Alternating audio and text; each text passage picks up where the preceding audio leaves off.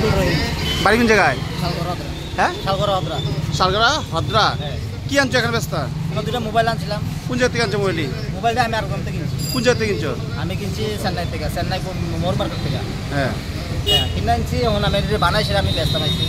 তার ভিতরে কেরা ফোন করছে দাদা, আমি ঠিক আছে দাদা, আমি লগে কিনে আনছো না চুরি করে আনছো? আমি নিজে কিনে আনছি দাদা। এখন ব্যস্ত আছে, অসুবিধা। আনছিলাম মানে ইউজ করার লাগে, ইউজ করতে আছি। কি নাম জানি গেছিলেন? আব্দুল রহিম। আমার দোকানে সেল করতে আইছিল সকালবেলা একটা লোক।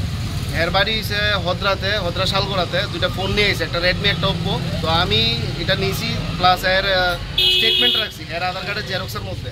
তো রাখার পরে হেয়ার সিগনেচার রাখছি, ফোন নাম্বার রাখছি, সব ডিটেলস রাখছি। হেয়ার কথা আমার ডাউট হয়েছে পরে বাইরে এসে রাখবে, আসলে হেয়ার ইমার্জেন্সি আছে হসপিটালের লেখা।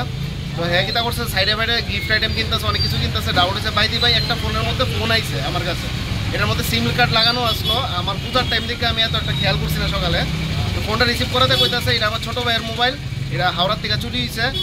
চেন্নাই টু হাওড়া আইতাসলো শালিমার এক্সপ্রেসে, তো এখান থেকে ফোনটা চুরি হয়েছে। তো আমি সঙ্গে সঙ্গে থানাতে ইনফর্ম করলাম, স্যার তারা আইলো, দেন এর ইয়ে করলো, ডিটেন করলো। কি নাম তোমার? আমার নাম প্রসেনজিৎ পাল। কি দোকান আপনার? আমার ফোনের দোকান আছে, ফোন অ্যাক্সেসরিজ। কোন জায়গাতে? New town road, Udaipur.